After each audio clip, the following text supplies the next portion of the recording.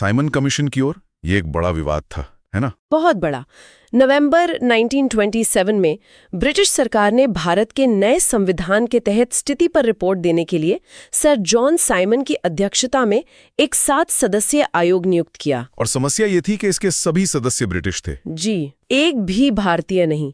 सोचिए, आपके भविष्य का फैसला करने के लिए एक कमिटी बनाई जाए और उसमें आपसे ही किसी को ना रखा जाए। कि एक गहरा अपमान था। इसीलिए साइमन गो बैक के नारे लगे। बिल्कुल, इसीलिए सभी दलों ने, चाहे वो कांग्रेस हो या मुस्लिम लीग, सबने इसका बहिष्कार किया। तो फिर इसकी सिफारिशों का क्या हुआ? जब इतना विरोध हुआ तो रिपोर्ट को फेंक दिया गया होगा। यही तो इतिहास का मजा है। नहीं, बहिष्कार के बावजूद इस आयोग की रिपोर्ट आई और उस रिपोर्ट में द्वैध शासन की समाप्ति, प्रांतों में जिम्मेदार सरकार का विस्तार और एक संघ की स्थापना जैसी सिफारिशें थीं। और इन्हीं पर चर्चा के लिए गोलमेज सम्मेलन हुए। जी, इन सिफारिशों पर विचार करने के लिए लंदन में 3 गोलमेज सम्मेलन बुलाए गए और इन्हीं चर्चाओं के आधार पर भारत सरकार अधिनियम 1935 बना। यानी जिस कमीशन का इतना विरोध हुआ, उसी की रिपोर्ट हमारे वर्तमान संविधान के एक बहुत बड़े स्रोत का आधार बनी। बिल्कुल, यही विडंबना है। 1935 का एक्ट हमारे संविधान का ब्लूप्रिंट माना जाता है। तो इन सब का मतलब यह है कि इन सभी घटनाओं ने अंततः एक संविधान सभा